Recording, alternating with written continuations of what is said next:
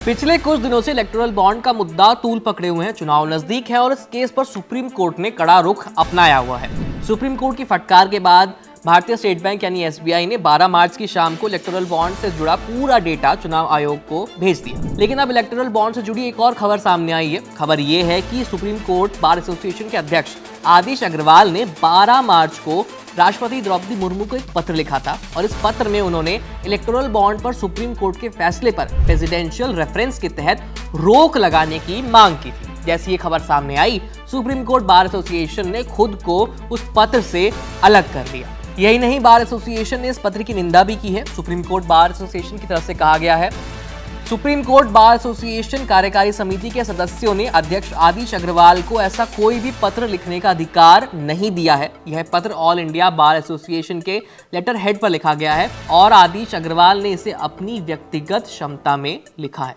Association ने आगे लिखा, सुप्रीम कोर्ट बार एसोसिएशन की कार्यकारी समिति आदेश अग्रवाल के इस कदम और पत्र की सामग्री को माननीय सुप्रीम कोर्ट के इकबाल को कम करने के प्रयास के तौर पर देखती है और स्पष्ट तौर पर इसकी निंदा करती है। आदिश अग्रवाल ने क्या क्या लिखा था अपनी चिट्ठी में, आपको ये बताते हैं। बार एसोसिएशन के अध्यक्ष आदिश अग्रवाल ने संविधान के अनुच्छेद 143 का जिक्र करते हुए राष्ट्रपति को लिखी अपनी चिट्ठी में लिखा था, सुप्रीम कोर्ट खुद ही ऐसे फैसले नहीं दे सकता जिनसे संवैधानिक तौर पर गतिरोध पैदा हो जाए, जिनसे भारतीय संसद की महिमा और उसके सदस्यों की सामूहिक बुद्धिमत्ता कमजोर होती हो और राजनीतिक दलों की अपनी लोकतांत्रिक कार्यप्रणाली पर सवाल खड़ा हो।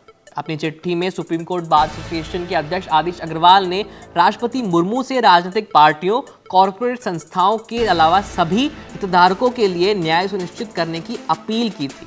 संविधान का अनुच्छेद 143 राष्ट्रपति को सार्वजनिक महत्व और लोक कल्याण से जुड़े मुद्दों पर सुप्रीम कोर्ट की राय लेने का अधिकार देता है। इसके तहत राष्ट्रपति सुप्रीम कोर्ट को लिखित में प्रश्न भेजते हैं। सुप्रीम कोर्ट को अगर उचित लगता है तो वो उस पर विचार करने के बाद अपना जवाब राष्ट्रपति को भेज देते हैं। इससे पहले सुप्रीम कोर्ट ने 11 मार्च को इस मामले पर सुनवाई की थी। कोर्ट ने एसबीआई की इलेक्टोरल बॉन्ड मुद्दे पर 30 जून तक का समय देने की जो मांग थी वो खारिज कर दी। कोर्ट ने कहा था कि एसबीआई 12 मार्च तक इलेक्टोरल बॉन्ड से जुड़ा सारा डेटा चुनाव आयोग को सौंपे। निर्देश का पालन करते हुए एसबीआई ने काम अपना कर दिया और चुनाव का डेटा दे दिया।